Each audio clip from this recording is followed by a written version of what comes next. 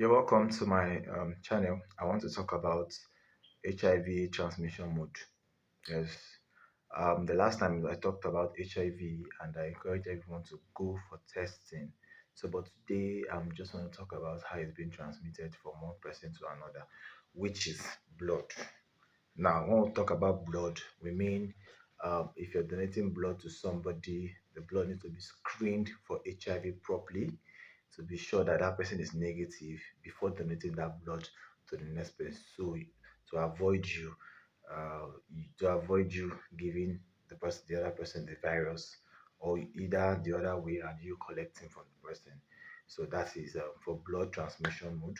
We also have sex transmission mode, which is you having unprotected sex with an infected partner that you don't even know about.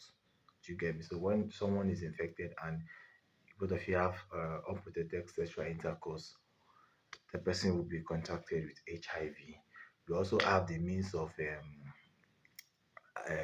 sharing sharp objects like razor blade, needle, syringe. For those of them that inject, them, we have some persons that personally in their house they inject drugs. So for those of them that inject, they usually share needles. So sharing of needles too, you might actually share with someone who is HIV positive and you may not know, and you can also contact from there.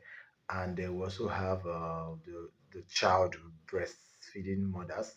Yes, once you're positive and you don't know you're positive, and then you have a child, you're feeding with breast milk. There is a high chance possibility that that child might or may be infected with HIV too. Yes, so that's why it's advisable that pregnant women should always go for testing to check their status. If they are positive, they should be on drugs so that it will not affect the child. So basically, that's just a few points I think I have right now. Okay, I still remember when there is sore or cuts in the private parts. Let me say for people who do oral sex. A lot of us we do young guys and young girls these days. We do a lot of things when it comes to sex. I'll tell you, these are the things that turn us on. All of those things. We want to kiss, we want to use our tongue. All those things what they do.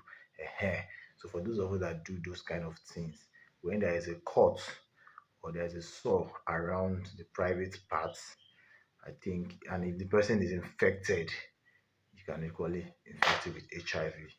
But saliva does not give somebody HIV. Do not get me wrong.